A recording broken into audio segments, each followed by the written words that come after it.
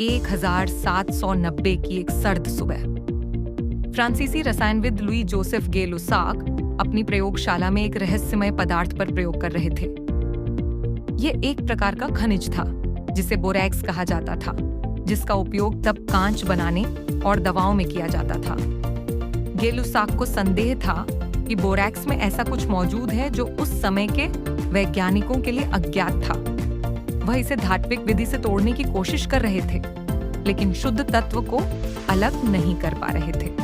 उनके समकालीन अंग्रेज वैज्ञानिक सर हम्फ्री डेवी भी इसी विषय पर शोध कर रहे थे। इस बीच फ्रांसीसी अकादमी की ओर से जैक्स थेनार्ड भी बोरैक्स के घटकों का विश्लेषण कर रहे थे। धीरे धीरे यह शोध 3 वैज्ञानिकों के बीच एक प्रतिस्पर्धा में बदल गया। कौन पहले इस नए तत्व की खोज करेगा? 1808 में डेवी ने बोरैक्स को इलेक्ट्रोलिसिस की प्रक्रिया से तोड़ने की कोशिश की। उन्हें लगा कि यह शायद कार्बन या सिलिकॉन जैसा कोई जाना पहचाना तत्व होगा, लेकिन बाद के परीक्षणों से पता चला कि यह पूरी तरह से एक नया मौलिक तत्व था। दूसरी ओर फ्रांस में गे लुसाक और थेनार्ड ने एक अलग पद्धति अपनाई।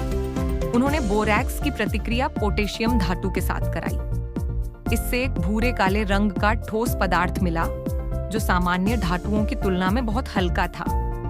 वे आश्वस्त हो गए कि यह एक नया मौलिक तत्व है। अब सवाल यह था कि इसे सबसे पहले किसने खोजा? डेवी ने दावा किया कि उन्होंने पहले ही इस तत्व को अलग कर लिया था, हालांकि उनके प्रकाशित कार्यों में इसका कोई ठोस प्रमाण नहीं था। दूसरी ओर गे लुसाक और थेनार्ड